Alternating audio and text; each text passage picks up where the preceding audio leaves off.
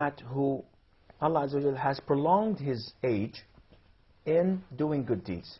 Yes. So the longer you live with The more good opportunity deeds, you have for good deeds. then you have a lot of benefits. So Blessings. it's not what you do only, though it counts, but also the length of your life adds a lot of value. It was reported that the Prophet ﷺ, there were two brothers, and one of them died before the other. All martyrs at the side of Allah Azza wa Jal. And they had a third one who stayed after they died for a while and then died afterwards. The Prophet told us that he is in a higher position in heavens. So the companions were astonished with him. The Prophet, both of them died as martyrs.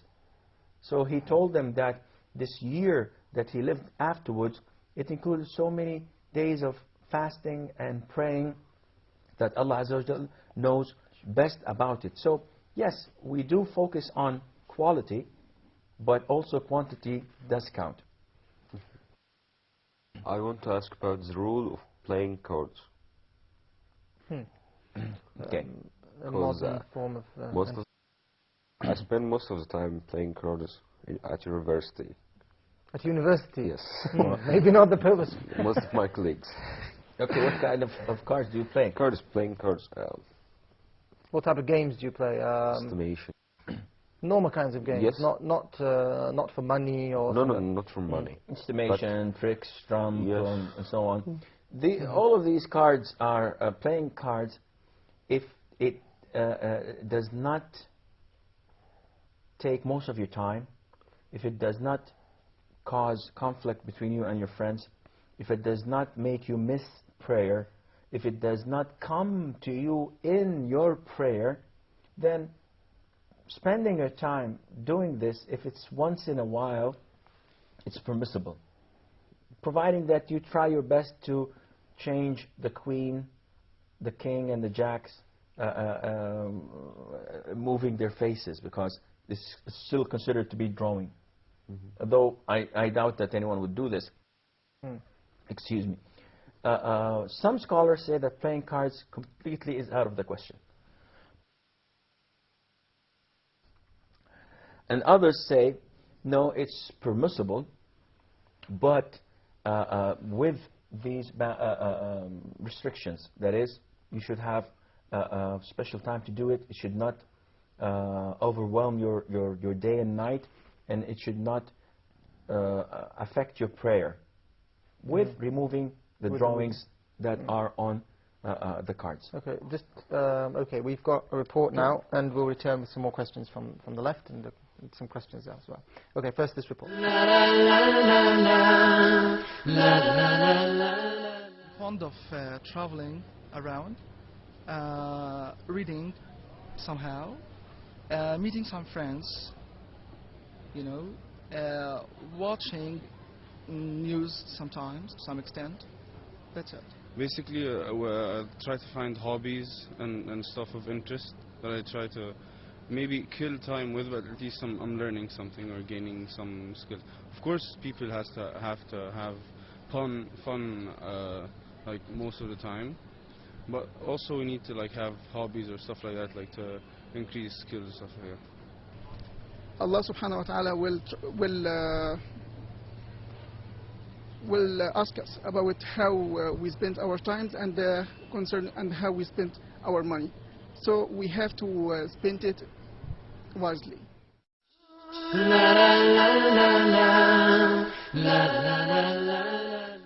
Welcome back. Mahmoud, there was something you wanted to say. I ask about the best directions that one should channel his capacity through. Towards. Yes. Well, this depends on every individual. And this is a portrait of the mercy of Allah Azza wa Jal, that He did not eliminate the channels in one, or He did not limit, that is, the channels into only one.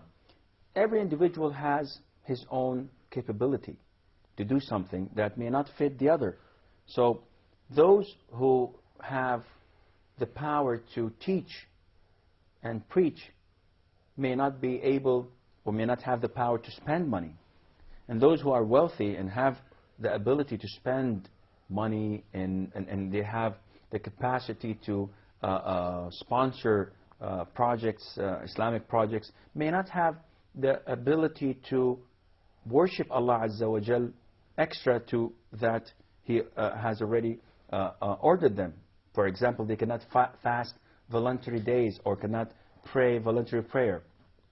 And on the other hand, those who are deprived from money, deprived from ability to teach and preach, deprived from other means of charity work, find it easy for them to fast the days other than Ramadan and to pray night prayer for God knows how long. So you cannot limit the channels of utilizing your time into one channel. There are so many things, and the sky is the limit. Okay, Sheikh Hassan, concerning sport again, let's talk about, or males, of course, now at the moment. Are there certain sports that males can play and certain sports they shouldn't play, or is any type of sport permissible? Why did you exclude females from Well, sports? because that was going to be another question. Okay, well, then let us stick with that first question. Again, there are so many types of sports around, and you have to look at the Quran and Sunnah to be able to determine if it's permissible or not. For example, shooting is a sport, and the Quran and Sunnah do not say anything against that, so it's okay. But if you come to kickboxing, then the Sunnah says you may not hit the face. So any sport that involves hitting this face is not permissible. Any sport that involves harming others is not permissible. So for example, if you do martial arts and you have full contact contest, this is not permissible. Because the objective of this contest is, or competition is, to harm the one who is against you, your opponent. And this is un-Islamic. I know that people would say, well, what about if he is not Muslim? I'm going to hit him real hard. Again, you're hitting him not because he is not a Muslim, because it is a competition. So your intention is not pure. Don't try to justify it. Go back to the basics. Is it allowed for me to hit the face? No, it's not. Then it is not permissible.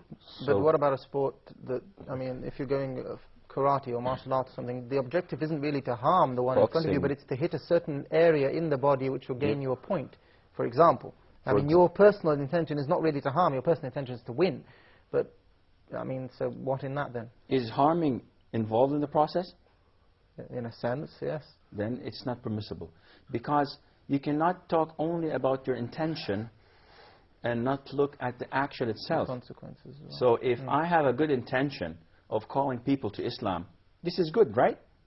But if I go to a discotheque and meet a 5'10" blonde and I want to dance with her, invite her for a drink, in order for me to call her to Islam, is this acceptable? Definitely not. So it's not only the intention, it has to go hand by hand. The intention and the deed itself. Otherwise, you have a problem. If you have a good intention and the deed itself is not good, this does not fit. And if you have a good deed, but with a very awful and bad intention, again, this is not acceptable by Allah Azza wa Jal.